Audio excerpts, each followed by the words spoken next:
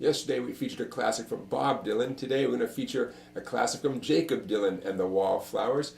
6th Avenue Heartache was all over the radio in the 1990s. Let's learn how to strum the chords and let's learn the great intro.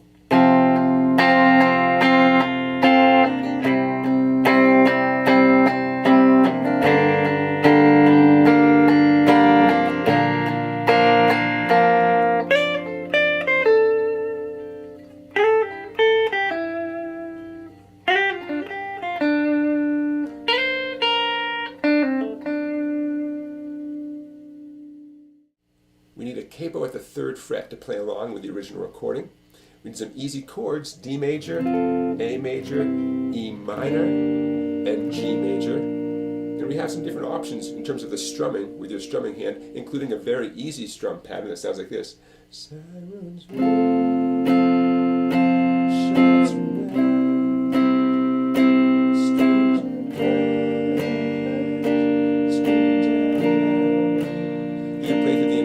tune like that, just 4 downstrokes on each chord. Now that might be perfect for some of you, might be too easy for some of you.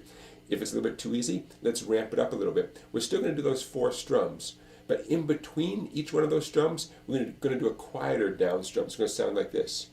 I had my world, struck against my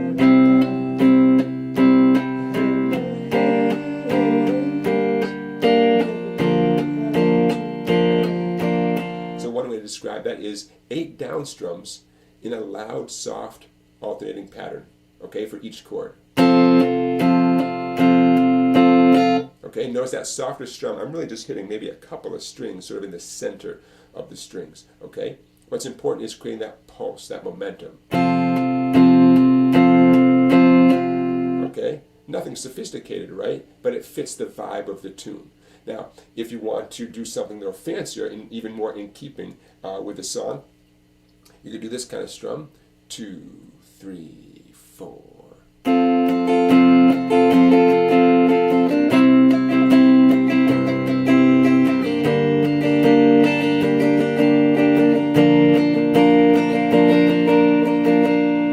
I'm doing the same pattern for each chord, and the pattern goes like this: slow motion, down, down, up, down.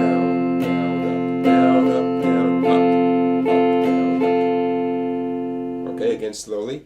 We're doing the A major now. Down, down, up, down, down, up, down, up, down, up, down, up. Okay? Little more attention necessary there, right? But that really is more in keeping with what's actually going on with the rhythm guitar part in the tune. Now, if you're doing that pattern there with those downs and ups, please hold the pick very lightly, okay? Very lightly. I know I say this all the time, but it's so important. And when you do the upstrokes, just hit a couple of strings on the way up. Do not feel obligated to hit lots of strings on the way up. It's going to slow you down. It's going to drag the tune down, okay? Light and quick. Just think light and quick.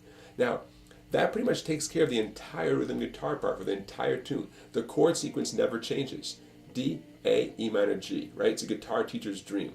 Of course, capo at the 3rd fret, right? That's going to put us in the right key for playing along with the recording, which is always my goal for you folks, to be able to get the song going from iTunes or wherever, and play along with it. It's such a great feeling of satisfaction. So, guitar teacher's dream, like I said. Simple strumming is totally a possibility. It doesn't have to be anything fancy. Simple chords, and you're up and running, with a great tune from the Wallflowers. Now, let's also learn the lead guitar part. I'm going to take off the capo for the lead guitar part, although it doesn't matter since it's playing all fretted notes. The lead guitar part is all fretted notes, so it's not affected by the capo one way or the other. By the way, in case you're curious, the song is in what's called the concert key of F. The concert key is what the listener is hearing. The concert key of F.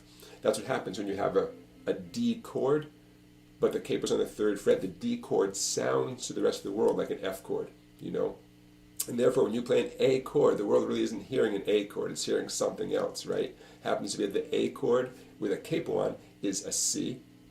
The E minor with a capo on is a G minor. And the G with a capo on is a B flat chord. So you could say the actual chord progression of the tune goes F to C. You still with me? To G minor, and the last chord B flat. Strange, huh? But if you're playing with another musician, especially a piano player or bass player, they don't want to hear about the capo and all that stuff. They want to hear about the concert key that you're in. They want to hear about the actual chords the listener is hearing. So now you know. All right, let's go on to that classic lead guitar part that comes in quite a bit throughout the tune. So here comes the lead guitar part, starting up at the 15th fret.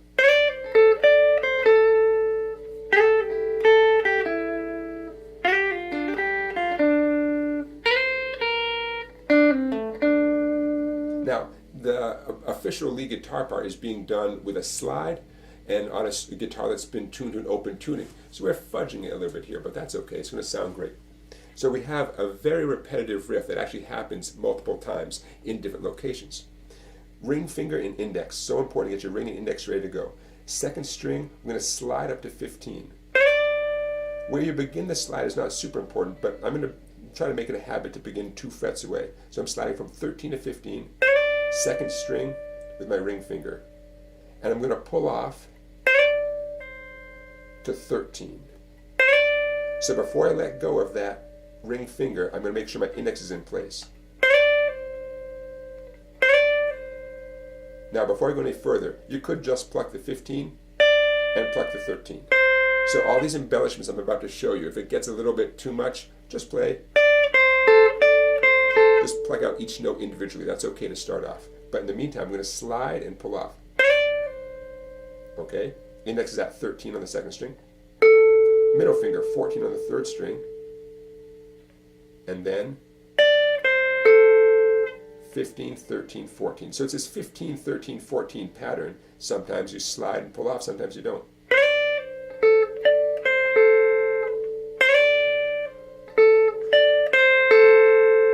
So work on that for a minute, because guess what? That's exactly what you're going to do down here at 10 and 8. And at 8 and 6. Same thing 3 times. You can hear it and you can see it in my fingertips. And then finally, a little slide first string up to 8. And then he wraps up with a nice little bow at the very end of it. Okay, so one more time, nice and slowly. Slide up to 15 on the second string. Pull off to 13. I've only plucked once. 14 on the third string. And then I pluck my way right through the same 3 notes again. Same exact riff. Oops. Again. And here's that first string 8-6. I'm going to slide to the 8. 6. And then this nice 7 to 5 on the third string. Pull off. 7 on the fourth string. Back to 7 on the third string. And that's right when the words come in. All right, there you have it. Classic riff. Great sound. Repetitive in a good way, you know, and a nice little wrap up at the end.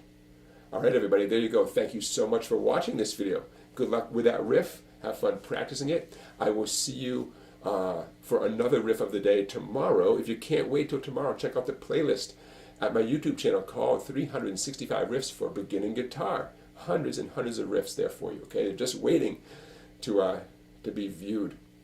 Don't forget to check out my website down there, Songbike, for videos that are not available on YouTube. Please give this video a thumbs up and subscribe to my YouTube channel, and I'll see you for another song tomorrow.